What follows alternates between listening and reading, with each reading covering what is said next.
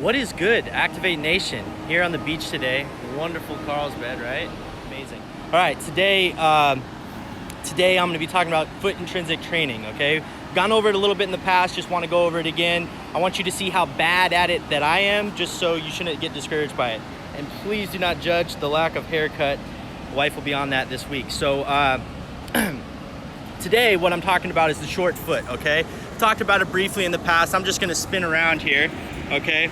And I'm looking at my foot here, my wonderful foot that my wife gives me such a hard time about because I have hairy toes. Lovely. All right, I did get a pedicure this COVID, so that was nice. All right, so what I'm talking about is the arch, okay? So the arch, a lot of times people are too flat or too arched and get too concerned in it. Really, we got to work with what you got. We got to work with what you're given, but we're going to try to train the arch. And the idea is to train the arch so we don't have to have orthotics do that, because orthotics, anytime we put something in the shoe, we're starting to elevate that heel in relation to the forefoot or the front of the foot, which is where your toes are. And the more elevation from heel in comparison to the front portion of the foot, the more compression there are in those joints. So athletes, regular walkers, runners, athletes of all kind, we gotta take note of that, and we gotta be aware, and we wanna try to train our arch and our foot intrinsics the best we can, okay? So what I do is the short foot exercise, and this is common, was not developed by me. I get a lot of good information from the gate guys. A lot of my Con Ed I do through them as well for the foot.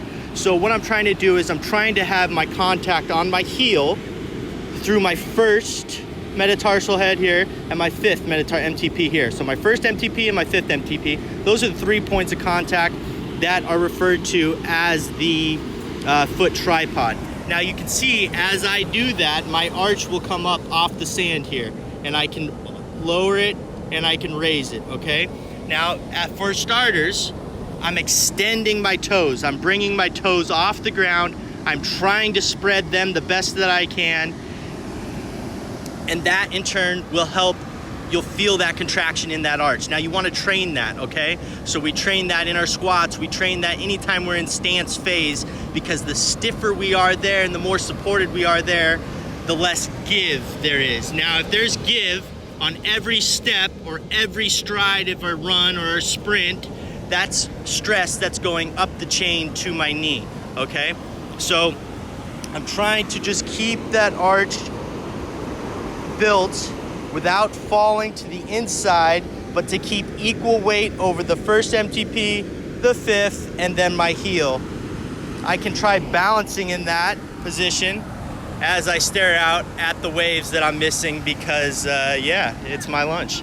Alrighty, sorry to go back and forth on you guys there. If you have any questions, just type them in here. I am holding the camera today, so yeah, feel free to ask any questions that you have. The reason why the short foot is so important to me is because that determines and influences everything from the ground up. And since athletes and everyone we're working with that Activate Nation that we'll go with, that it's important to train that, because so many people have come to me with orthotics or asked about orthotics in general, and it's not that they don't serve a purpose in the corrective phase, but we want to try to train that arch the best we can to stabilize that foot so there's no added motion that causes added motion and strain up the chain.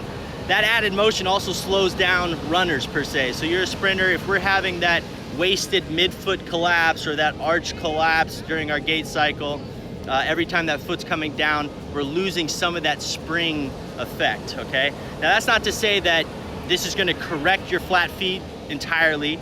If you're built with flat feet, that's the way you are, but you do wanna try to build that arch strength and endurance the best you can. And anytime someone wants to just throw you into a orthotic and call it good, I would say time out, question it. Let's try to treat it a little more conservatively before you go and spend money on an expensive orthotic of any kind, because you go to a podiatrist, they do run pretty expensive. Almost best just getting something off the shelf to try initially, and then we want to correct that with corrective exercise down the road. All right, guys, you can DM us if you have any questions. I am logging off here. Have a good one. Have a good weekend, guys.